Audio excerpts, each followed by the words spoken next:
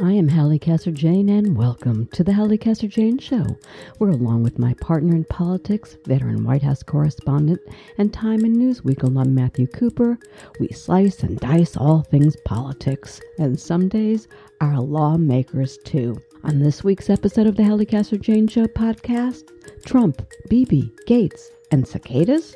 That's just where we begin. Do stay tuned for our second half hour when I talk to my good friend, New York Times bestselling author Patrick K. O'Donnell, whose new book, The Indispensibles, is already on bestseller lists nationwide. Let's get started. It's Halli and Matt time. We start with the January 6th Commission vote. Here we go. I want to start with the January 6th Commission only because while we were on holiday, they voted it down. What was the vote? 57 for, 37 against? 54-35, I think. Only in America. Can you explain that? Right. Only in America is 54-35 is a defeat. Well, you know, the promiscuous use of the filibuster in the Senate. I love the word meant promiscuous. that it needed 60. You know, the filibuster. You know, used to be a rare, once in a great while used, you know, break glass in case of emergency kind of thing. Now it's just used every other day, and the Republicans used it to require a 60 vote threshold to pass this commission. It didn't meet that, although a strong majority did favor it. And so there's not going to be a January 6th commission. At least in that form. At least a congressionally authorized one. Exactly. Form, right. Exactly. And, you know, can we raise the point enough about how insanely stupid this is? I mean, I don't think you can. What does this say about this Republican Party and what they're covering up? And I'm going to attack the press here because I think the press didn't make the point strong enough. Just exactly. That's okay. I'm not. I know, but I'm just going to say it. Yeah. It needs to be said.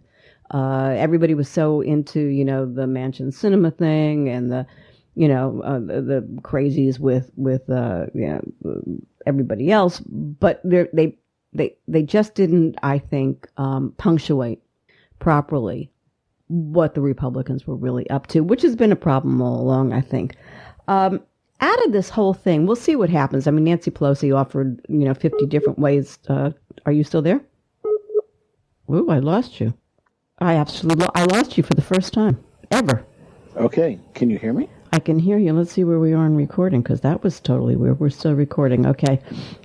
So what I was saying before we were so rudely interrupted by Skype was Nancy Pelosi has, you know, offered up 1,000 different avenues for these guys to go at this point. And I don't see us. Here we're good. So I'm curious as to how this will go eventually. But look, you know, you can make hay out of this with or without the Republicans. Maybe better off without the Republicans. What do you think? Yeah, I mean, I don't know. We're in such a strange plan. I mean, even if they'd come up with the most meticulously bipartisan commission and had somehow approved that, there's still all these Republicans would have said it's a witch hunt. But remember Benghazi? Because I was thinking about Benghazi, because at the end of the day, they did destroy Hillary. Well, they definitely took some shots at her. I think they got her pretty bad with the Republican side of the aisle. And the part of the aisle that might have crossed over to vote for her. Well, it definitely leading into the ridiculous email thing. It definitely did damage. Yeah. So that definitely did damage. Okay. So but you know what we know about Democrats, Matt? They don't know how to play this. They don't know how to do ugly. So that's a problem. I agree. Yeah. I agree. I wouldn't dispute you. Absolutely. No, look, it seems to me the Dems should just go ahead and do a select committee or any other inquiry they want to do. I mean, at this point, it's, I don't know. Nancy seems to have lost her fever for everything. She's not fervent. Do you feel that from her? Maybe. Let's see where we go on this. I just think it's not a... we don't know yet. I don't think we know yet. Yeah, okay. I think you may be right, but I don't think we know the answer yet. It's going to take a little while to play out here. Okay, so let me. We got a Santa panel, and right. Anyway, go ahead. Okay, no, so because we only have a short time today, I want to move real quick. Yeah, I want to move also into to Joe Manchin and cinema, and I think you must be pissed. No, I'm not pissed. I just expected what we saw to happen. Right. But here's where I think. But if you think Nancy's letting down the team, well, oh my God. But I see something here, and boy, I'll tell you, if I was working for the Dems right now, I'd be pushing this all the way. And I don't think Joe Biden is doing it. I know he made his little comment about cinema, who never showed up, and gave some lame excuse about it was a family thing. She just didn't want to record her vote. Manchin, we knew he was going to vote, where he was going to go in all of this. But here's the thing. They can make them something nobody's tried to make them, and particularly Joe, and that's a laughing stock. And nobody has taken that route with these two, because they can be made to look like complete and utter fools being run over by the Republicans. And that game is, Biden made his little comment about, a couple of people, voting with Republicans, and then backtracked, just to give him a little, what we say in Judaism, kashrai. But, right. Right? You give him a little nudge. A little. But the thing is, the fact of the matter is, there is another avenue. And I'll tell you, Joe Manchin would not want to be made to look like an idiot. But he could be. No, that's true. So, well, it's so hard to know because the waters he swims in, West Virginia, are so Republican. He's in such a unique place because he's like the last surviving Democrat there. Except to say this about West Virginia, which I know pretty well since I lived there for 25 or some odd years, right? People in West Virginia are not stuck the way you might think other Republicans might be stuck. Because remember where they were just 10 minutes ago. They were all Democrats. And, right. And this was not a slow change. This was a Trump change. And a lot of those people are starting to get hurt now because of some of the Republican policies. The Republican governor, by the way, is acting like a Democrat in that state, which is really pretty amusing. I mean, he's giving away all sorts of things and playing all sorts of games. Right. It's really fascinating because at heart, most West Virginians really are Democrats. I think Joe is playing it wrong in his own state, personally. But he's never been the number one favorite Democrat of any Democrat in that state. No, but right. He is. Look, if you have the secret of how to prod Joe Manchin, that would be one way. Secret in Washington. Well, I will tell you this: he ran into trouble when he was governor, and he was shamed into making some changes in his behavior. So there are ways to get to him. He's not completely stalwart and dedicated to what he says. No way. He's dedicated to himself. The other way to get through to him is his daughter, who's quite vulnerable because of her crap with the shot, with the EpiPen thing. So right. So there are ways. Nobody's, we finally saw Joe take a swat. Let's see what happens next. Bipartisanship, really? That's all. That's where it gets to. Who is anybody kidding here? Okay. Well, I will say on infrastructure, I do think, look, the whole thing could just fall apart, and that's probably the most likely thing that happens. I do think there's more hope here for a deal, just because unlike the January 6th Commission, it's it's about moving some dollars around. Nobody wants to be seen as having killed it. I think Capito, would like to outshine Manchin. Definitely. And get a deal here. And I don't think she wants to be, second fiddle to him. Remember, she comes from a dynasty there. And, she wants to be taken seriously. And a perverted dynasty, but okay. A perverted dynasty. Her dad was not the greatest no. state. But, I don't think that one's played out. No, I don't. I agree with you on infrastructure. Yes, I agree with you on that. I kind of think Buttigieg, Biden, Capito, there's still a little there's still embers of getting it done there, but we'll see. Yeah, and how we get it done there. That's the other thing. Yesterday or the day before, I think it was yesterday, they did make the point. Time is running out. Tick tock, the Dems. Yeah, they're wise to push them. Right. Definitely. Yeah. Okay, so we'll see, because I think that's going to come to a head in the next week. So we'll pick that up next. Ta-ta, Bibi Netanyahu. And let me put this with that caveat. I feel like we've had this discussion. We 20 did. Times. So you never want to count him out totally, because it's just he somehow gets back on top. But this time he does look like it's almost over. Like there's just kind of a collective wanting to be done with it. So be careful what you wish for here. Right. Right. I don't. Bennett's going to be.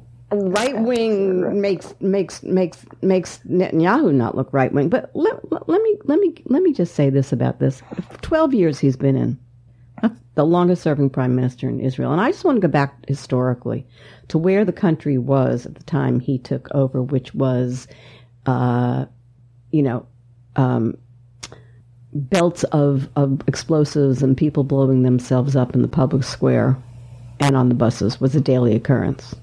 And the Palestinian people were completely out of control under their leadership, completely out of control. And he cleaned it up. 12 years is a long run. Needless to say, it's amazing that he survived as long as he did, particularly in Israel. But I have to say, stop it.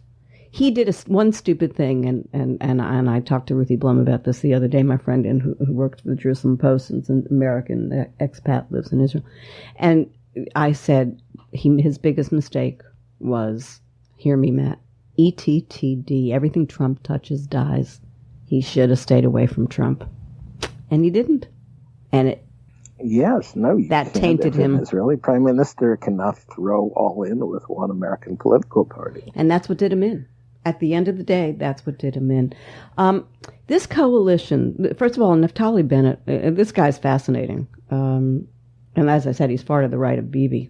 You don't even entertain a two-state solution with him or don't even fake it. It's a no, right? Right. But there's an Arab group as part of the coalition, and I was listening to my anchors on MSNBC who hate Israel, who hate everything to do with Zionism, and, it's an apartheid state. And I'm saying, really? There's an Arab group in the coalition? Apartheid? I don't know if you could pull some of that off in this country if you were to have a Muslim group. Look how they get, knocked around. This is really quite fascinating, this coalition. It's totally fascinating. I think it's, I'm over here. I'm not there, but it looks like, I think, a great development to have kind of, Arabs who compose such a big percentage of the Israeli citizenship, be part of the coalition and entering the normal world of give and take politics as opposed to protest politics from the outside. And now they're in the cabinet, now they're in the room. And look, I think the agenda of this party, if I understand it correctly, is it's not focused entirely on the territories. It's focused about benefits, spending, legal rights for Arab Israeli citizens. So it seems to me a very healthy development. The chances of it lasting are about 1,000 to 1, by the way. Although Yair Lapid, it's incredibly fragile. But it's a psychic breakthrough. I think once there's an Arab party in a governing coalition, it's not going to be the last time. No, and even if it falls apart. Well, for sure. And the thing that I find just fascinating about it is it goes against every meme on what Israel is and what Israel is about, which is, the United States has never understood it. The average citizen in the United States, or maybe I should say the journalist, the left-wing journalism, has never understood Israel. It just hasn't, which is kind of interesting in one way, because there is a lot of socialism, which the left in our country shares with roots in Israel, even though they've been ruled by right-wing governments. Do you know what I'm saying? Right. Yeah. I mean, look, it's a complicated picture. I mean, the welcome development of this coalition and the rights afforded Arab citizens of Israel, like all citizens of Israel, is something people don't really appreciate, as you note. At the same time, the moral and political and military complexities of the territories remain. Well, and keeping Israelis safe. I mean, that's the part that... And keeping Israelis safe. That's what rules... These are all in there. This guy Lapid, do you know anything about him? Well, he's a TV guy. Right? Yeah, he's a TV guy, but he's really fascinating, too. I don't know that he ever gets to sit as prime minister in the deal that they apparently arranged in 2 years. I'm sure that... Right, he's on the back end. Yeah, he's on the back end, and they don't... This probably is what Israel never lasts for more than a week anyway. He had learning disabilities, severe. Did not know that. Complete underachievement. Good-looking guy. A very handsome guy. Doesn't look Jewish. I gotta say, as a Jew, he doesn't look Jewish. Underachiever. And then kind of started to get his stuff together. But he's not a Netanyahu. He's not a Naftali Bennett. He's kind of he's more in the line of attractive, easygoing. Yeah. Not big brainiac, but look what he's pulled off. So keep your eye on him, because it'll be interesting to see what he does with the power that he has. I want to talk briefly about anti-Semitism.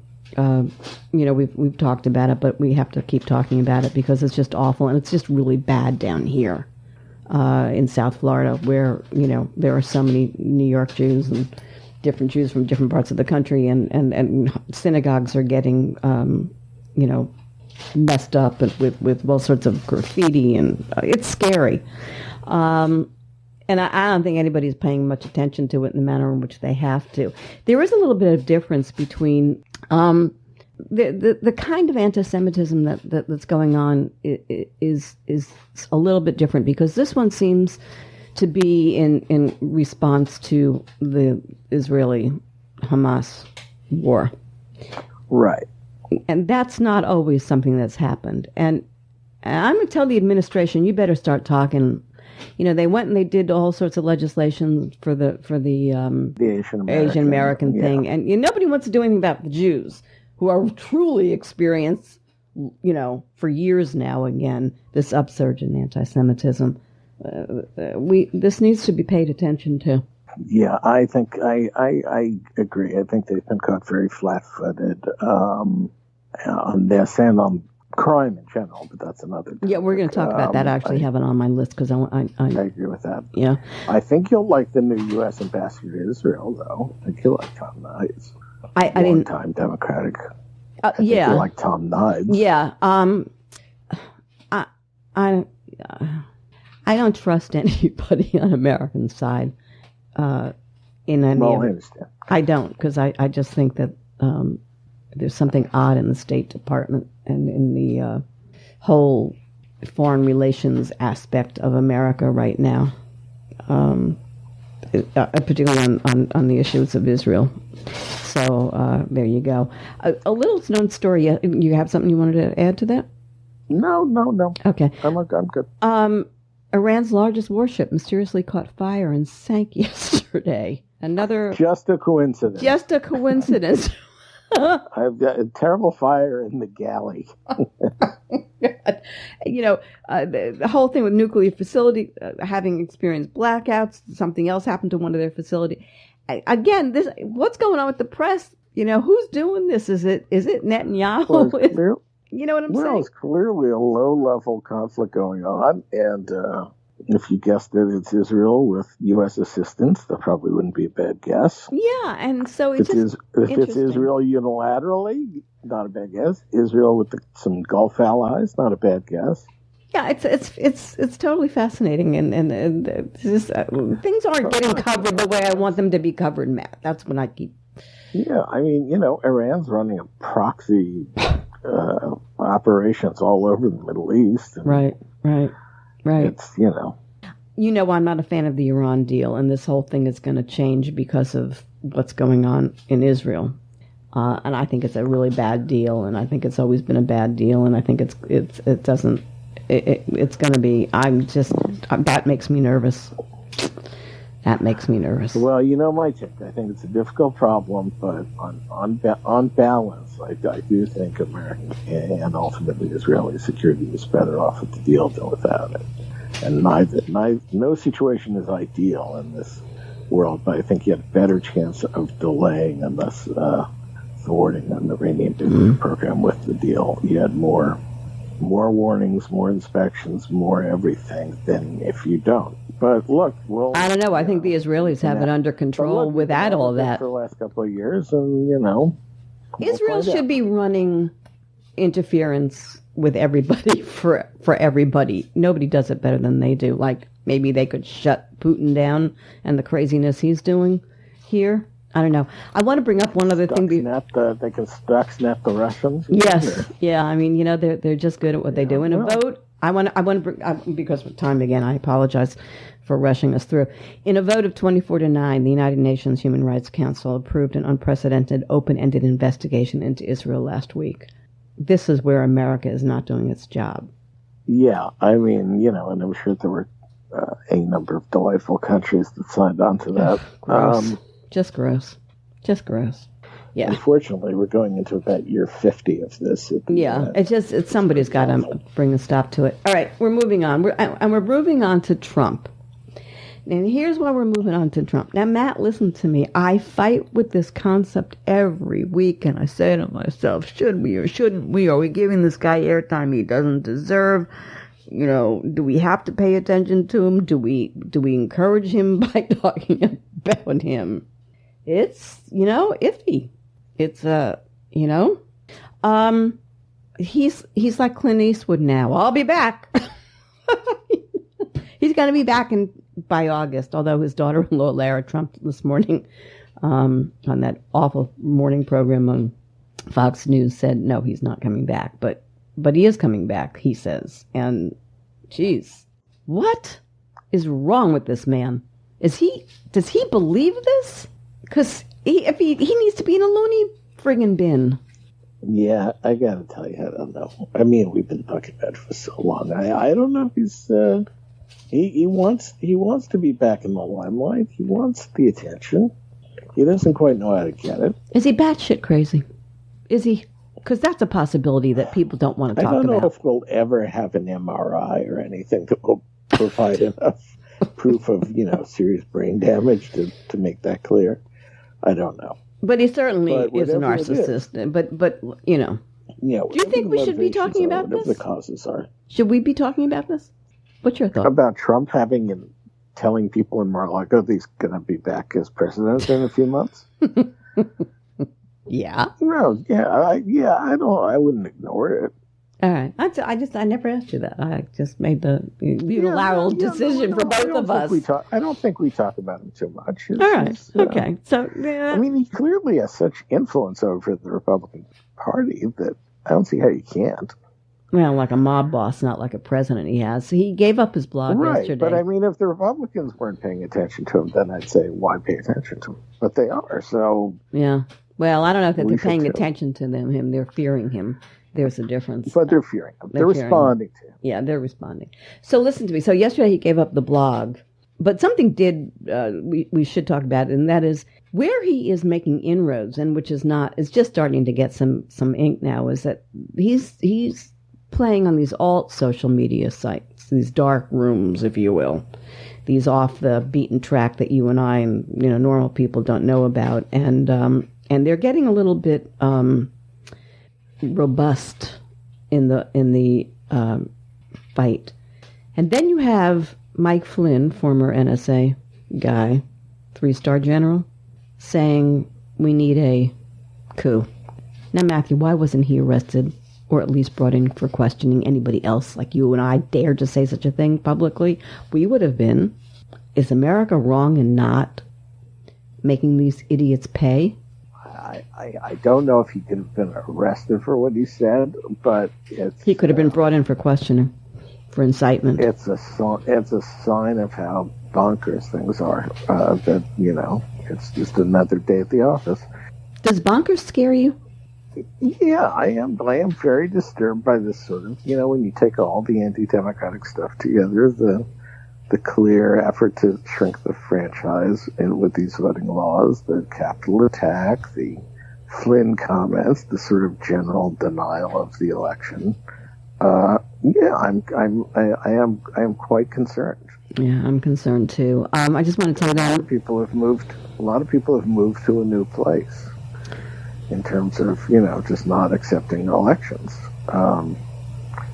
Yeah, it looks very familiar to me. Now, I think we went through a little bit of this with the Dems in the 2000 election, where they just basically, I didn't like the Supreme Court decision in Bush v. Gore and thought it was bad, but Dems treated it like it was a coup and an unjust stolen election. Well, it may have been. And it kind of was, but it wasn't. Hello. But it was also an accepted verdict. It was Al Gore basically said, like, okay, the process played out. It played out legally. I fervently disagree with it, but it's over now. And boy, I bet you he's hitting himself over the head right now. Well, I'm sure he has for the last 21 years. Yeah, I bet you know what, if that is where everything changed in one sense, and geez, if only he had stood up. No question. Yeah. Well, he did stand up. I mean, there really was not a. Well, he took the gentleman's road, and politics has never been about being gentlemen. So, hello. I want to talk about COVID, which is looking good. Briefly, but 62% of Americans are vaccinated, and they're running around like lunatics. Everybody go get vaccinated, please. Just do it. Just do it. And then it's over. Do it. Yes. Okay? Amen. Jobs are back below 400K on unemployment claims, but there's still a lot of companies that can't fill jobs, and there's a very good reason for that, and has nothing to do with Mr. and Mrs. Republican out there in your states with the fact that they're getting unemployment insurance. That's more than they get paid on the job. Nobody wants to go to work. They want to stay home. They found out you can actually run a business from home. So I think that's good, yes? I think so, yeah. Would you agree with that? Do what they want. Yeah, people want to do what they want to do. And stop using it. Violent crime is on the rise. I know that's a story that you think is something we should be paying attention to. And in fact, the Republicans are going to use it against Dems if they don't get these cities under control. I don't know how they get the cities under control, but they need to get the cities under control. Well, they got to be seen. They got to be seen as caring and doing something about it, And I mean, the first thing they want to do is explain that this spike started under Trump, Yes. Just make it clear this didn't start in January. It's been going on, started under him.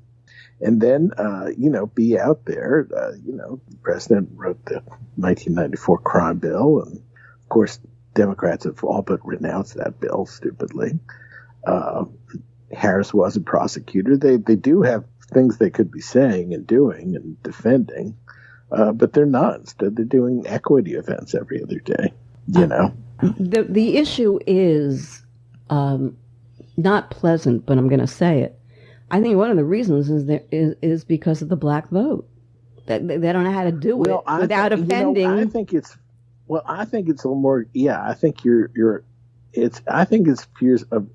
Look, most black people they had a choice in 2020, and they voted for Joe Biden. Overwhelming it instead of all the woke candidates, right? Like, it wasn't even close. Blacks, especially South Carolina, they all went with the guy who wrote the crime bill. Remember, they all tried to take down Biden. Oh, you're a bigot. Oh, wrote the crime bill. Oh, you mass incarcerated everyone. And black voters overwhelmingly said, enough. We're going to go with Biden. But they're still afraid of the kind of the Twitter elite. And kind of the MSNBC hosts, right? They're really worried of offending them. I don't think African American residents in Louisville or Rochester or any place else are going to be upset if they come out and start talking about how to get the crime rate down.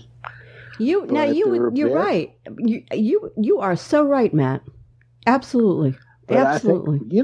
I think everybody around the vice president, a lot of people in the West Wing are saying, "Oh no, well, we got to the Black Lives Matter, and we got to do this, and we can't be seen as one. No, go back to 1994." And well, it's not that hard to balance. You just say, "Look, we got to do something about crime and about bad cops." Well, I think you're going to have a problem with this, Matt, because MSNBC has way too much power, and they've got the lefty of the lefty, elites there screaming the exact opposite of what I think most Americans, whatever their color, want. Biden stood them down in 2020. Well, let's see what happens now. Yeah, they're not now. MSNBC elites were all like, "Oh, Biden's gone. He's too." Oh my God, he was in the Senate at the same time as Strom Thurmond. We can't have him, and he kicked their asses. Then they eventually all came around. Oh, Progressive Joe, he's doing big things our way. Oh, he's great. I don't think this is that hard. That's well, I agree with that. Sort of infuriating. Yeah. This is not something that is that hard for a president to do, and and I know Ron Clay knows better. I know Bruce Reed knows better. I know Ricchetti knows better. And I know Biden knows better. So I don't totally understand why it's not happening. I mean, I know they got, I know this seems down the list compared to getting these big things done, getting the vaccinations going and all that. But, last night 3 police officers got shot in Wilmington, Delaware. Now, if that is not enough to get the president's attention. Well, how about this craziness down here with these 2 foster kids who were 12 and 13 with massive amounts of guns going and shooting up the town the other night? I mean, it's everywhere. Oh, the Miami thing. Yeah, no. This was different than the Miami thing. This was another one. No, I don't know that one. Oh, well, go look that one up. That's crazy. Yeah, no, we need to keep on this one, and we'll follow through on this. In the interest of time, I just want to end on 3 things real quick. First, Matt Gaetz, who now it turns out they're looking for him for obstruction of justice. I guarantee he made that phone call, and they leaked it for a very good reason, to hope to have him do some more stupid before they arrest him. I mean, oh my God, this guy is just really into whatever. And here's this is number 2 of the 3 I want to get to. Mo Brooks, Representative. Oh, that guy's But is this the funniest story? I mean, I'm sorry. This is a visual. Just for you who don't know that Eric Swalwell did a personal lawsuit on the insurrection against Mo Brooks, and Mo Brooks is in hiding because he doesn't want to be served. I mean, it's really hilarious. I could just see it, Don't open the door, honey. Yeah. Oh, my God. I mean, what do we come to here? It's really rather sad, right? And this is the killer one for me. I'm sorry, this is more than I can bear. And George P. Bush, son of former Florida Governor Jeb Bush, is this morning announced that he's running for Texas AG against Ken Paxton. He's fully kissed the ring of Trump. Jeb, honey, where did you go wrong? What the hell is this? The kid doesn't even have enough respect for his father, who Trump made into mincemeat, that he goes and kisses the ring. Unbelievable. Yeah, no, I understand. Yeah, well. Yeah, right? I'm sure Dad's given it his blessing, said, do what you got to do. I'm going to vomit. You can fix it when you're AG, Vomit. Maybe Trump will be gone by then. Just vomit. Do what you got to do. Yeah, really. And we end on this note, because I know you're up in Washington where the cicadas are doing their thing, right? They're everywhere. From what I understand, we don't get them down here. If you're allergic to shellfish, I learned this morning, don't eat them because they're related and you can get into an anaphylactic. Oh my God, if you eat. Because it happened to a journalist the other day who was doing a live remote and the damn thing flew into his mouth. Gulp. Yeah. No, it's a land shrimp. Yeah, absolutely. And let's end on that high note, unless you have something further that I missed? Did I miss anything? Yeah, no, look, I'm in cicada country. It's crazy. Be careful. You're not allergic to shellfish, are you? I'm not allergic to shellfish, Okay. no. Okay, that's a good thing. I had shrimp for dinner last night. No. Okay. I would be cool. All right, sweetie, that's it. I would tell anyone. All right. Talk to you. Talk to you soon. In his new book, The Indispensibles, New York Times bestselling author Patrick K. O'Donnell brings us a vivid account of an impressive Revolutionary War unit, weaving a gripping narrative that captures the extraordinary story of fighting men of whom few Americans have ever heard, but who nonetheless proved themselves indispensable to the cause of American liberty. And for the record, the similarities to the state of our nation then bear uncanny similarities to where we are today.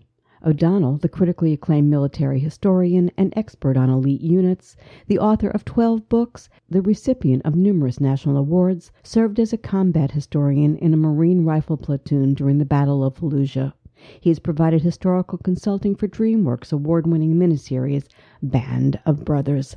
Let's talk with Patrick K. O'Donnell. Hi, Patrick. Hey, Halli. How are you? Good to talk to you again. Oh, it's so nice to talk to you, too. Boy, oh boy, oh boy. This is my favorite that you've done so far. I love this book. Thank you so much. I really appreciate that. And it's so incredible. Here we are, 250 years ago, right? So many things exactly like... Oh, my God.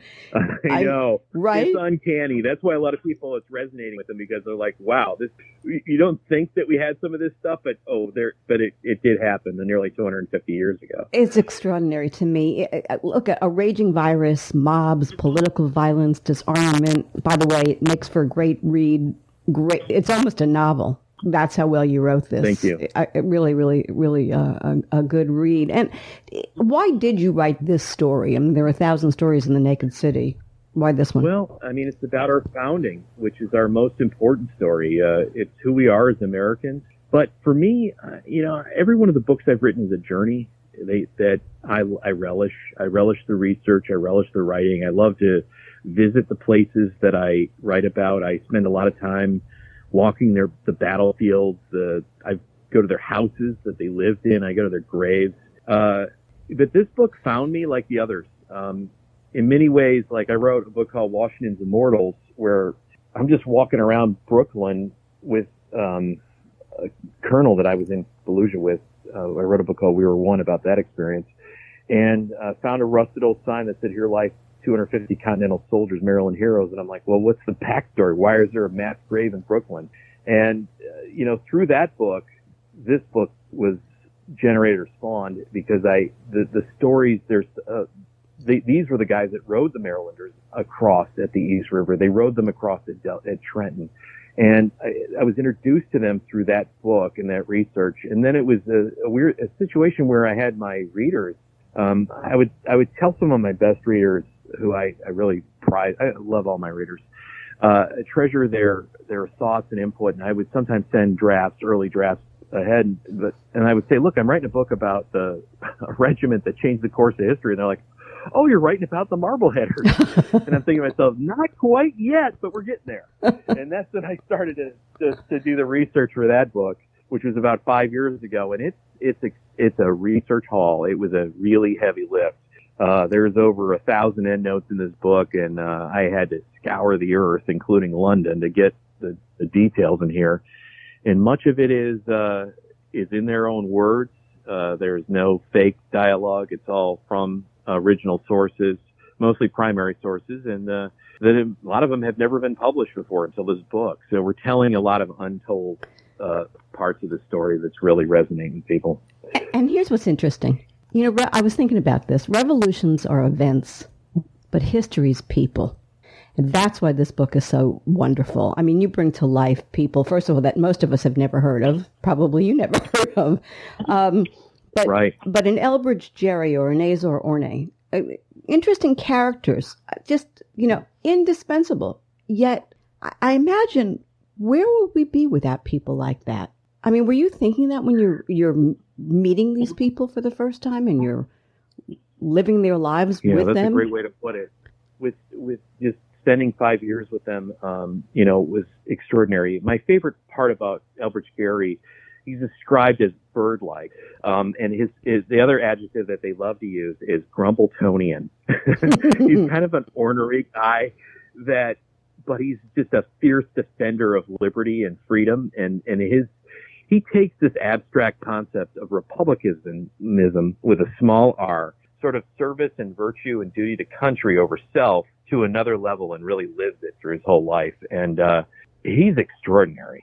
And I was able to scour and pour through his papers and get to know him. And then Orrin is this triple chinned kind of really wealthy merchant, but has a key role in bringing in a lot of the gunpowder in the early part of the American Revolution. This is a situation where there is no gunpowder in the colonies, and the powder that's out there has to be imported because we don't have domestic production of it for a variety of reasons, including edicts from the crown. And these men, defy a death sentence that they get caught to bring it in through their trading contacts, which they convert into supply lines. And they have these relationships overseas, which become our first foreign aid. And our first foreign alliance is with Spain, a forgotten ally in the American Revolution for the most part. But in 1774, before Lexington and Concord, they're bringing in, scores of powder barrels and muskets and other flintlocks that are just vital to the cause. And they're doing it, with a death sentence over their head if they're caught, because they're traitors.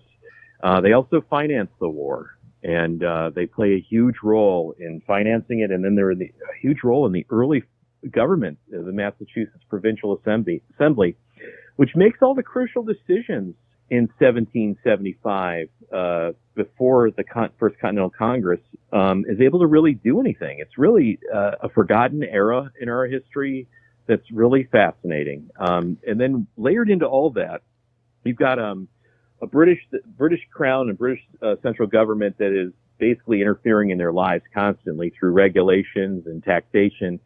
But they're impressing these men. And impressment in the 18th century is they pull up alongside your ship, which was just, doing your fishing or whatever, bringing back some trade goods, and say, okay, guess what? We need more sailors, and you're coming with us, and you're now a Royal Navy sailor, and it's a commitment for life, and we'll pay you a pittance, and you're not able to return to your families. So lives were destroyed constantly by the Royal Navy that was poaching these men from their livelihoods and their families, and they would literally die on these ships. That's fascinating. Can I just tell you one thing? I was a reporter in Salvador, Nicaragua in the Civil War era, and that's what they do. They still do that down there. They'll drive up with their trucks and they'll just grab you. And, starts back in the Revolution. God knows what was going on before. The reason I stopped you really was because I wanted to ask you this, and that's about who these men, are they different? You refer at the end of the book to the greatest generation, and one could argue that this really was the greatest generation. What became these men? What becomes a guy like that? What drives a Jerry or an Orrin? I mean, that to me is so American. We may be losing it, and that's why I'm bringing it up as a part of this conversation. I think that's a great question. It's not only the Garys or the Orrins or the Glovers. It's the Cuff Blues or the Romeos out there, and these are just free African Americans that join the cause too. And there are a number of men like this that are some of the poorest of the poor in the town, and their war is unimaginable to Americans today.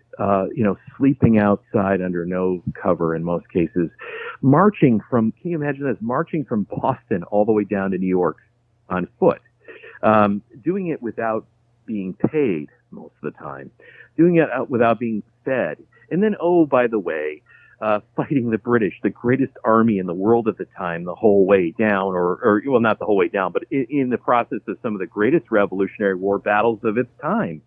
And, there's all of these things kind of going on that makes this generation, in my words, look, I've interviewed 4,000 World War II veterans. I know these men like they're my friends. Some of the greatest heroes of D-Day, I would they would be referred to as my uncle to my daughter because we knew them that well.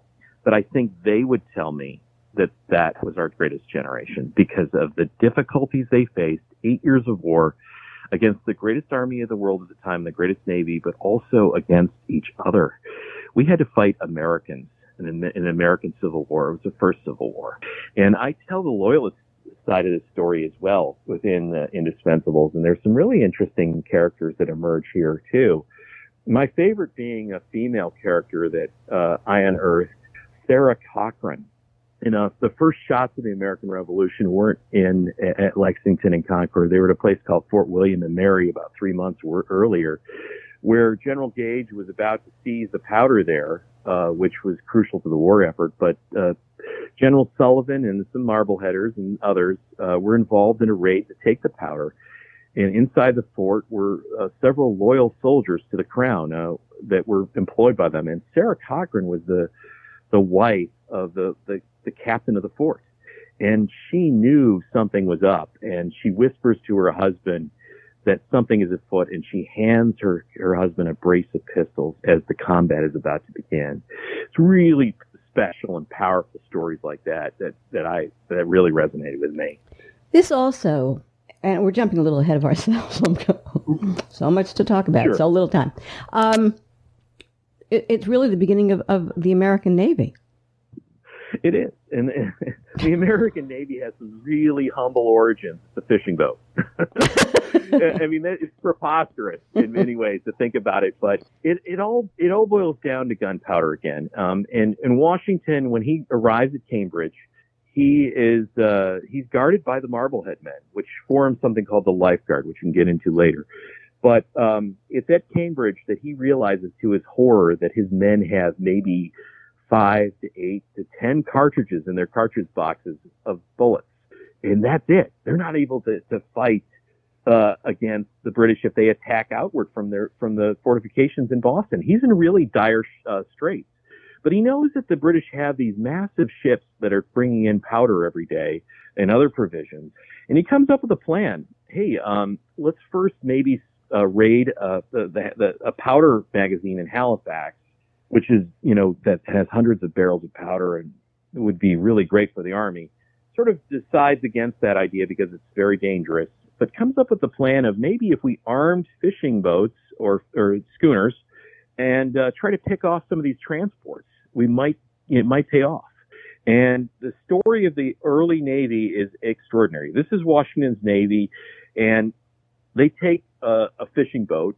It's called a cruiser or a schooner, and they cut holes in the side and they put four-pound guns inside this boat, and then it's ready to go after some of the most powerful navies in the world at the time. And it's really extraordinary. There's some great scenes of fighting sail scenes in this book, and then boarding ships, and they fight against the Nautilus, and that's somewhat a bit of a disastrous opening. These guys invade Canada without authorization. There's a mutiny. I mean, this is really interesting stuff that I don't think most Americans have any idea. And it's the origins of the greatest Navy in the world now, the U.S. Navy. John Glover. Tell us about John Glover. John's one of my favorite characters. He's about 5'3", kind of a burly guy, scrappy. Starts out life as a cobbler, and the cobbles, he makes shoes. That earns a decent living, and he's able to buy a bar. And Marblehead is a fishing town. It's a fishing and trading town, and people go out and they fish in the hardest, toughest conditions in the world, the Grand Banks, and then they come home and they have to, they don't really have much to do. They're in the wintertime, so they make shoes, for instance, or they drink. And so either one were very lucrative for John Glover. And he was able to buy his first ship after his profits from the bar. And then that was able to be converted into multiple ships. He had a fleet. And he was a self-made man that was an entrepreneur. He's very much like many of the men that in the Marblehead or in the regiment or the book. And he gets his training from the French and Indian War. And, he's an influential patriot. He's what they call a Whig for the time, but he believes in the teachings of John Locke and liberty. which is a break from the Crown in many ways.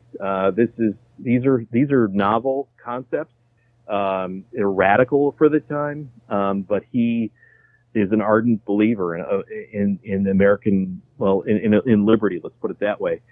And then what happens next is there's all of these scenes of impressment.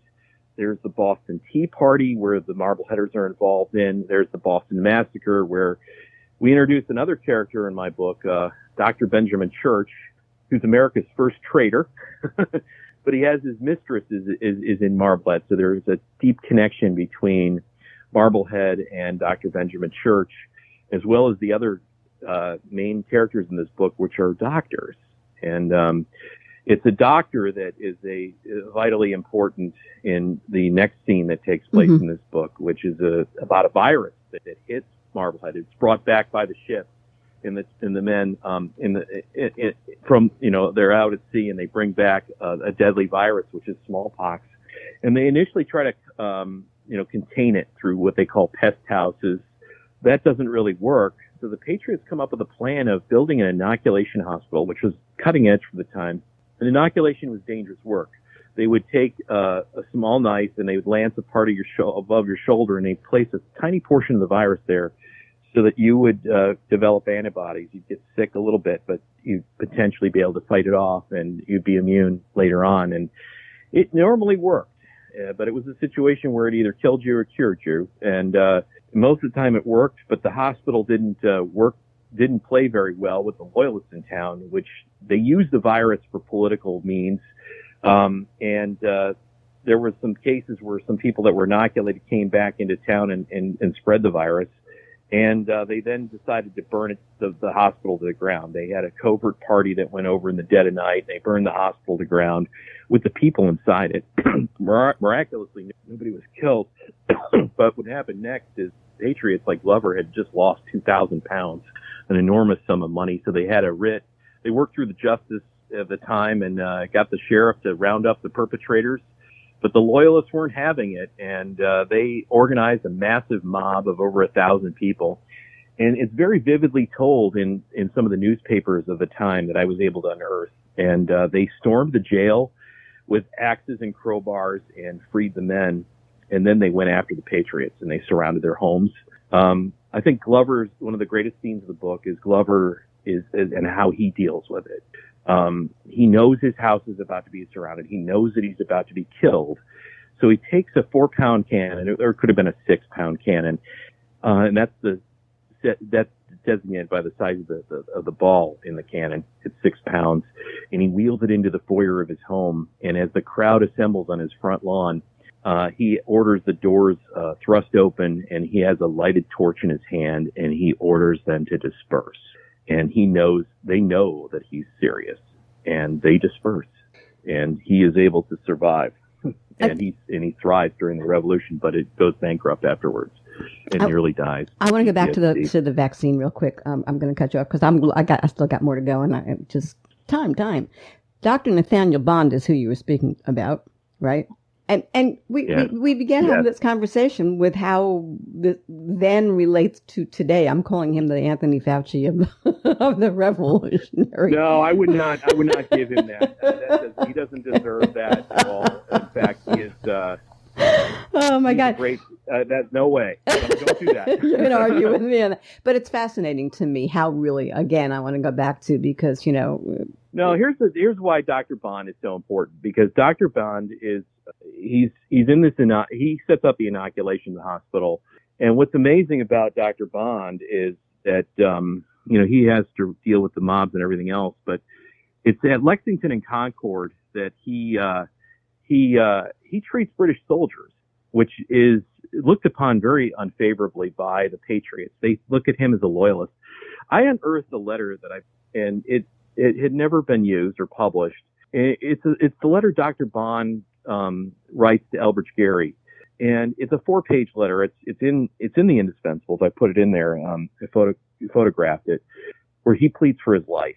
Dr. Bond was canceled after the Lexington and Concord incident, and his house was surrounded by, he claimed, thousands of people were ready to kill him, and he needed an armed escort to bring in to Dr. Warren as well to the other members of the Marblehead Committee, Massachusetts Provincial Congress, to plead his innocence and say what he did.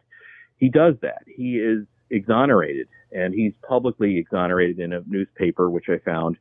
And instead of just walking away from the war after what, is really totally insulting to be canceled like that, he fights on with the regiment, and he stays on through the entire war against all odds in the thickest of all the battles at Trenton.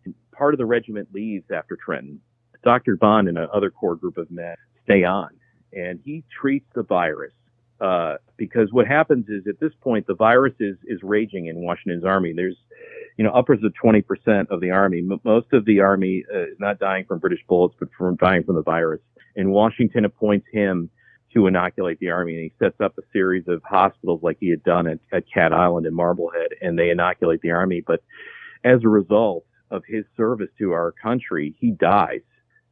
We think from the virus, but we're not sure. But he dies, and he's an obscure figure that has never been written about until until the Indispensibles. And the smallpox, when you read about just how horrid a disease. People would get pustules on their face. Yeah, it was just a horrendous disease. A Band of Brothers, it stands for so much, and you worked on that project. But white, black, Hispanic, Native American, we need to really discuss, because it's such an amazing thing back then. Think about where we were in history, that this diverse group of soldiers could work together in this regiment. They work together and they form the greatest fighting regiment in American history, arguably. And it's not necessarily their diversity that's their greatest strength, which is a strength. It's their unity and their unity of purpose to basically, against all odds, continue and be resilient to fight the greatest army in the world at the time, their fellow Americans, and even a virus. And you think of unity, not a word that works well today. So this story fascinates me. Can I ask you a question though, about the Revolutionary War, which is sort of out of favor in books that are written these days? We're either stuck on the current, or the current wars or war zones, if you will, or the Civil War. I was so excited that you took this on. I have to tell you, I'm a Bergen County, New Jersey girl. I was brought up on Washington and Trenton, right? And the whole thing. So to me, it's one of my favorite periods of time, and I think it just doesn't get enough play and to the character of the people who we're talking about back in the day that I think are important. I want to make also the point that you make, which is they also were the precursor to special ops and even the Secret Service. So really, it all begins here. To some degree, yeah. Yeah. Go ahead, take it. It does. There's America's amphibious capability of raiding and then transporting the Navy itself. They also conduct special operations type raids where they ram, it's an incredible story. They ram a fire ship into what's effectively a British battleship in the Hudson in the middle of August 1776. Untold story. They raid other things. They're involved in what's known as the Guard or the Life Guard. It's the Marbleheaders that form this special guard that protects Washington, much like the Secret Service does today, the president. But this thing blossoms into about 250 men, which is huge. It's the Marbleheader that is in charge of it. He has to figure out the training and all of their approaches, etc., from scratch. They do special operations missions. They do raids. They're in battle at times. They guard the papers of Washington. They set the table for Washington, where it's interesting. Washington conducts his business at dinner or at lunch, and he brings in people to suss them out, to interview them in many ways, but it's at dinner, and there's so much of the war and strategy it evolves at the dinner table. It's the guard that is either making it all happen or guarding him himself and his papers. As a student of history, I've got to ask you, considering the times we live in today, I wonder if you think America survives, or is the Great Experiment doomed? I mean, there aren't George Washingtons or Glovers, there just aren't. What do you say?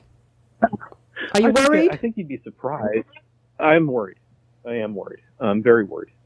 This is an inflection point in our history. It's not a situation where we can all go, oh, it happened before, it all just kind of, it's not that. This is a serious time. And in the digital age, liberty and freedom can be gone in an instant. And I think that we have a duty to be vigilant. And our founding is crucial because it's who we are as Americans. And I think that looking at our history is important, and not sanitizing it. With the indispensables, I just let the people talk in their own words. And what I mean by that is this is their own. This is their pension applications, their letters, their diaries. I tried to be as fair as I could to the loyalists as well as the British, and just sort of let the story tell itself, so people can kind of come to it and bring their own conclusions.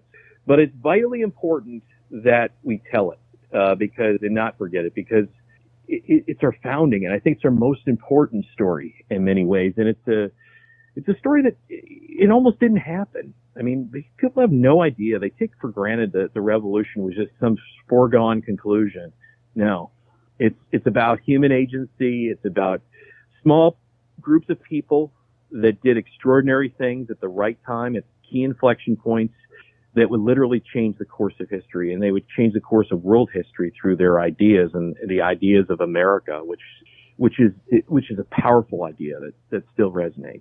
Many have been credited with saying something close to what Winston Churchill wrote so succinctly that those who fail to learn from history are doomed to repeat it. And I wonder what you want your readers to take away from the account you tell in the Indispensables. I think that is one element of it. I'd like people to realize that history is not preordained. I think that all of us can can shape history through our own action, small and large. I think that it's important to be vigilant about the revolution. I think it's our founding.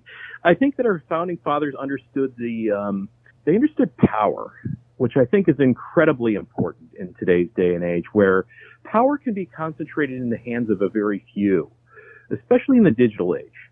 So I think that the lessons learned that Elbridge Gerry had about the size of government, his fear of a standing army, his fear of a massive government, are well founded, and they created mechanisms to disperse that power and bring it to the people in many ways. And his form of an abstract concept called republicanism, which I mean with a small r, right. Yeah. Which is also duty to your fellow man instead of yourself. I think that's a really important, that this virtue. These are important concepts that are just, in many cases, they're tough to find these days. And I think that by looking back at the revolution and to the indispensables, I think there's a lot of important lessons that can be learned. Yeah, I think that is important. I think that of all of what you said in that last part about, morality and a greater good, we need to remember that. I have one other question for you, Patrick. Ready? Sure. What is K for? Patrick K. My middle initial is Kevin. There's a good Irish guy. Tens of thousands of Patrick O'Donnells running around, or at least that's what I've been told. So if K is out there, it's Patrick K. O'Donnell, so that you can Google me and find me. I've been speaking with Patrick K. O'Donnell. His book is The Indispensables. For more information on the book and where to purchase it, visit Patrick's website at patrickkodonnell.com. Thank you for tuning in to the Halli Casser-Jayne Show, a production of Resec LLC.